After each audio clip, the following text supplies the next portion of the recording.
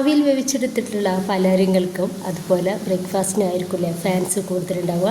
അത്തരം ഒരു ഐറ്റം ആയിട്ടാണ് ഇന്ന് വന്നിട്ടുള്ളത്. ഇത് ഉണ്ടാക്കിയിട്ട് എടുക്കാൻ വേണ്ടിയിട്ട് വളരെ സിമ്പിളാണ്, നല്ല ടേസ്റ്റിയാണ്.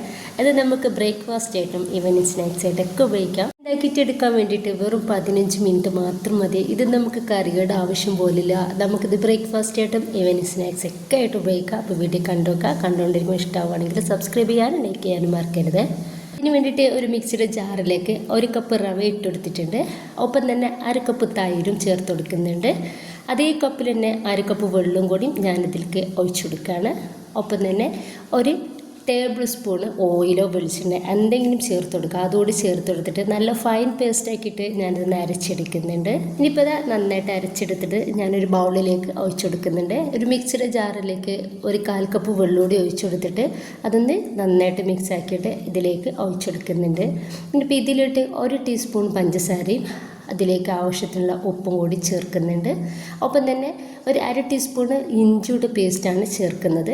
എന്നിട്ട് ഇത് നന്നായിട്ട് തന്നെ ഒന്ന് മിക്സ് ആക്കി എടുക്കുക. ഇപ്പോൾ ഒരു 10 മിനിറ്റ് നമുക്ക് ഇതൊന്ന് റെസ്റ്റ് ചെയ്യാൻ വേണ്ടിയിട്ട് മാറ്റി വെക്കാം. ഇനിയിപ്പോൾ ഞാൻ ഒരു സ്റ്റീലിൻ്റെ പ്ലേറ്റ് എടുത്തിട്ടുണ്ട്. അതിലോട്ട് കുറച്ച് നെയ്യ് ഇതുപോലെ ഒന്ന് തേച്ച് കൊടുക്കുന്നുണ്ട്.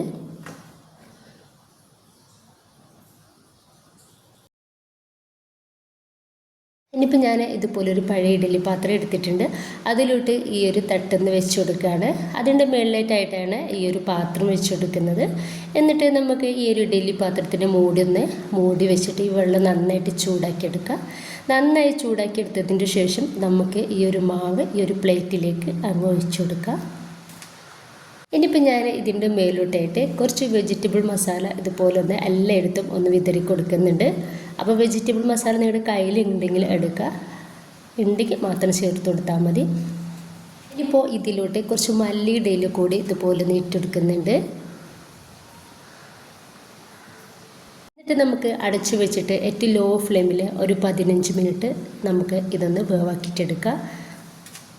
കറക്റ്റ് 15 മിനിറ്റ് ആയ സമയത്ത് ഞാനിത് തുറന്ന് നോക്കിയപ്പോൾ വേവായിട്ടുണ്ട് കേട്ടോ. അപ്പോൾ ഞാനതൊന്ന് പുറത്തെടുത്തിട്ടുണ്ട്. ഇനിയിപ്പോൾ അതൊന്ന് കട്ട് ചെയ്തിട്ട് നിങ്ങളെ കാണിച്ചു തരാം.